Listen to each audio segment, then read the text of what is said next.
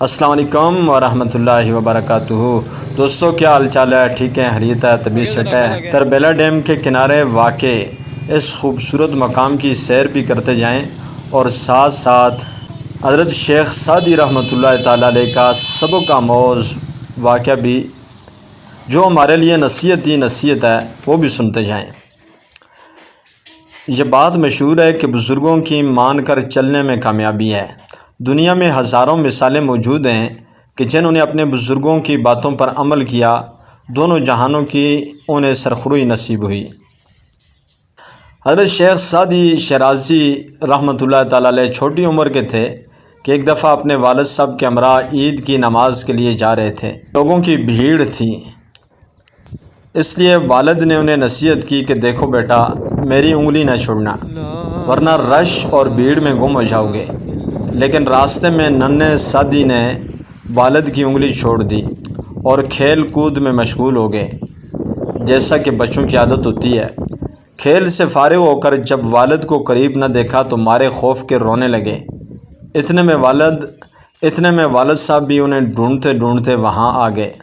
کان کھینچتے ہوئے جھڑک کر فرمایا کہ نہ سمجھ بچے، میں نے تمہیں کہا نہیں تھا کہ میری انگلی مضبوطی سے پکڑے رکھنا، لیکن تم نے دھیان نہیں کیا اور میرا کہا نہ مانا اور پریشانی ہوئی۔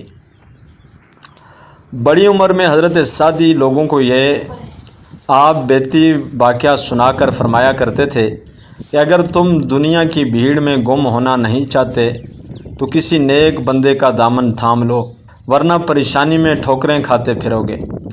جو بزرگوں کا دامن چھوڑ دیتا ہے وہ یوں ہی بھٹکتا رہتا ہے۔ حضرت سعدی اپنا واقعہ یوں بیان فرماتے تھے کہ ایک دفعہ میرے پاؤں میں جوتا نہ تھا اور جیب میں کوئی پیسہ بھی نہ تھا کہ اس پیسے سے جوتا خرید سکوں۔ ننگے پاؤں جا رہا تھا اور دل ہی دل میں کہہ رہا تھا کہ خدا نے میرے نصیب کتنے خراب بنائے ہیں۔ اسی حالت میں چلتے چلتے کوفہ کی جامع مسجد میں جا پہنچا۔ وہاں ایک آدمی کو دیکھا جس کے پاؤں ہی نہ تھے۔ میں فوراً خدا کے حضور سجدے میں گر گیا اور اللہ تعالیٰ کا شکر ادا کیا کہ جوتا نہ صحیح، اللہ تعالیٰ نے مجھے پاؤں تو دے رکھے ہیں۔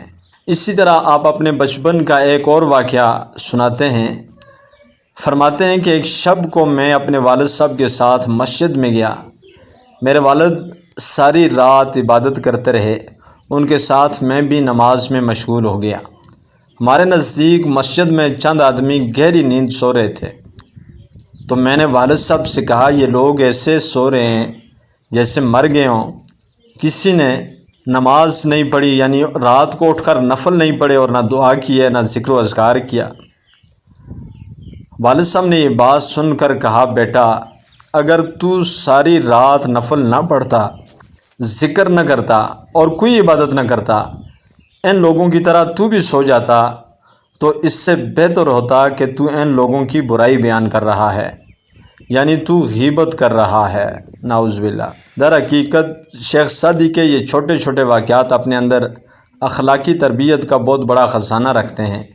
ہمیں یہ سبق ملتا ہے کہ ہم سب کو غیبت جیسے گناہ کبیرہ اور اللہ تعالیٰ کی بے شمار نعمتوں کی ناشکری سے بچنا چاہیے اور اپنے بڑے بزرگوں کی باتوں پر عمل کرنا چاہیے۔ تو دوستو کمنٹ سیکشن میں بتانا کہ آپ کو یہ واقعات کیسے لگے۔ ویڈیو دیکھنے کا بہت بہت شکریہ۔